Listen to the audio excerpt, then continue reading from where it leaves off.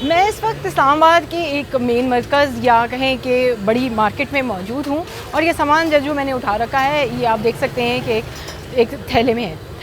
कानूनी तौर पर ये थैला इस्तेमाल नहीं किया जा सकता क्योंकि ये सिंगल यूज़ का थैला है, लेकिन आप देख सकते हैं ये इस्तेमाल हो रहा है। आप सबको शायद अच्छी तरह याद होगा कि 2019 के अगस्त में हुकूमत पाकिस्तान ने सिंगल यूज़ पॉलीथीन बैग्स या एक बार इस्तेमाल किए जाने वाले प्लास्टिक के थैलों के इस्तेमाल और फ़रोख्त पर मुकम्मल पाबंदी आयद कर दी थी। इस पाबंदी का इतलाक़ बुनियादी तौर पर वफाकी दारुल हुकूमत इस्लामाबाद में हुआ था, लेकिन इसके बाद दीगर सूबों ने भी इस पर अमल करना शुरू कर दिया था। उस वक्त दुकानदारों को इस काम से रोकने के लिए कि वो ये पॉलीथीन बैग्स फ़रोख्त ना कर सकें, रेड्स भी की गई, जुर्माने भी किए गए और फैक्ट्रियाँ भी सील की गई। एक बार इस्तेमाल किए जाने वाले इस पॉलीथीन बैग की ख़रीदो फ़रोख्त पर 25 से लेकर 50,000 रुपये तक जुर्माना हो सकता है। जब इस पाबंदी का नया इतलाक़ हुआ तो बहुत से लोग बायोडिग्रेडेबल मटेरियल के थैले ख़रीदने लगे, अपने साथ कपड़े के थैले भी दुकानों पर लाने लगे। लेकिन देखते ही देखते ये रुझान कम होने लगा और दुकानों पर फिर से सिंगल यूज़ के पॉलीथीन बैग्स नज़र आने लगे हैं। लेकिन आखिर ऐसी क्या बात है जो माहिर माहौलियात इन थैलों को इतना नुकसानदेह समझते हैं? देखिए, एक तो जो ज़्यादातर पाकिस्तान में जो बैग्स इस्तेमाल हो रहे हैं वो डिग्रेडेबल नहीं हैं। इसकी वजह से उनकी बहुत लंबी लाइफ होती है और वो आम तौर पे हमारे शहरों में सेवेज सिस्टम को चोक करते हैं। हमारे देहातों में भी जब वो हमारे खेतों में फैल जाते हैं तो उनकी वजह से जर्मिनेशन के मसाइल होते हैं, हमारी जो फसलें हैं वो मुतासर होती हैं।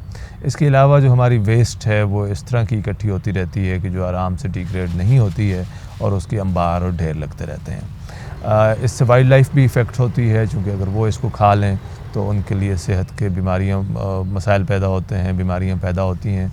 2019 में जब इन थैलों के इस्तेमाल पर पाबंदी लगी तो हुकूमत के अपने अदाद शुमार के मुताबिक सालाना तौर पर 55 अरब ऐसे थैले इस्तेमाल हो रहे थे।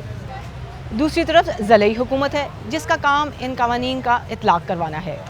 उनके मुताबिक अब भी इन थैलों की ख़रीदो फ़रोख्त के रोकथाम के लिए दुकानों पर रेड्स भी हो रही हैं, दुकानदारों को जुर्माने भी किए जाते हैं, बहुत सी जगहों पर इन थैलों को कब्ज़े में भी ले लिया जाता है।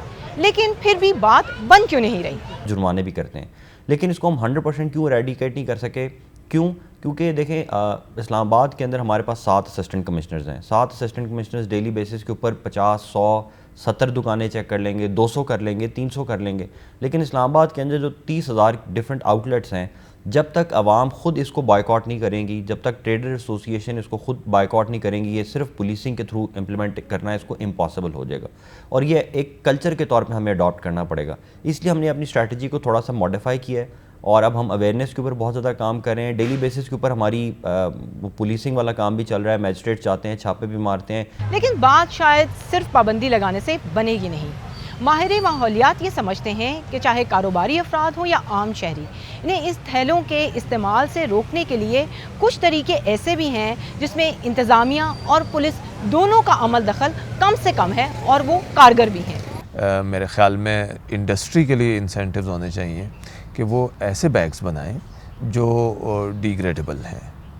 मतलब उनके लिए जो ये सिंगल यूज़ पॉलीथीन बैग्स हैं ये बनाना एक्सपेंसिव होना चाहिए और उसमें उनकी प्रॉफिट्स कम होने चाहिए। फिर कंज्यूमर के लिए भी इसी तरह से कुछ इंसेंटिव्स होने चाहिए। मिसाल के तौर पे अगर ये हो कि मार्केट में ऐसे बैग्स अवेलेबल हैं जिनके हैंडल्स हैं और जो आप बड़े अरसे तक आप जिनको रख सकते हैं, वो अब दिखने में भी अच्छे लगते हैं और उसकी कोई प्राइस भी हो।